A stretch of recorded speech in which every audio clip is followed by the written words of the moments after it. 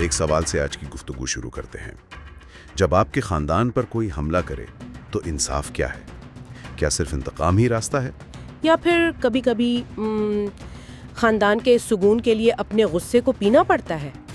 آج کی کہانی ہمیں بالکل اسی دوراہے پر لا کر کھڑا کرتی ہے۔ بالکل، ہم قسط 392 کے واقعات پر بات کر رہے ہیں۔ جی، جہاں قرابے خاندان ایک بہت ہی مشکل صورتحال میں ہے۔ ان کے پاس جوار قید میں ہے جس نے ان سب کو مارنے کی کوشش کی تھی، اور باہر اس کا باپ نادر صدیوں پرانی خونی دشمنی کی دھمکی دے رہا ہے۔ تو یہ صرف ایک شخص کی قسمت کا فیصلہ نہیں ہے؟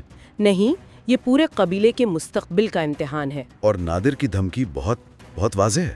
بالکل، اس نے صاف کہا ہے، صبح تک میرا بیٹا واپس کرو ورنہ خون کا بدلہ خون سے لیا جائے گا۔ یہ بران کے لیے ایک بہت بڑا امتحان ہے۔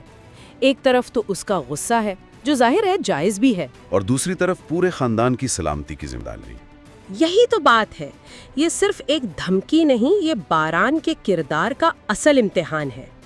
کیا وہ ایک روایتی سردار کی طرح انا اور انتقام کو چنے گا، یا پھر وہ ایک نئے دور کا لیڈر بنے گا جو اپنے خاندان کو ماضی کی آگ سے بچانا چاہتا ہے؟ فرات اور جہان تو اس کے ساتھ کھڑے ہیں، لیکن ظاہر ہے فیصلہ صرف باران کا ہے۔ اور جب مرد اس انتقام اور انا کی جنگ میں الجھے ہوئے ہیں، تب کہانی میں ایک بہت ہی زبردست موڑ آتا ہے۔ جی، کارابے خاندان کی خواتین میدان میں اترتی ہیں۔ یہ شاید اس قصے کا سب سے طاقتور لمحہ تھا۔ بالکل، اس قبیلائی اور مردانہ معاشرے میں جب مرد انتقام کی آگ میں اندھے ہو رہے ہیں تو اصل طاقت، مطلب اصل سمجھداری عورتوں کے ہاتھ میں آ جاتی ہے۔ دلان ان سب کو لے کر آتی ہے۔ جی، اور خاص طور پر آزادہ صاحبہ کا کردار، وہ صرف ایک بزرگ کی طرح نصیحت نہیں کر رہی، وہ خاندان کے ضمیر کی آواز بن کر سامنے آتی ہیں۔ انہوں نے ایک بہت گہری بات کہی کہ انتقام ایک ایسا زہر ہے جو سب کو جلا دیتا ہے، اور آخر میں صرف پچھتاوا رہ جاتا ہے۔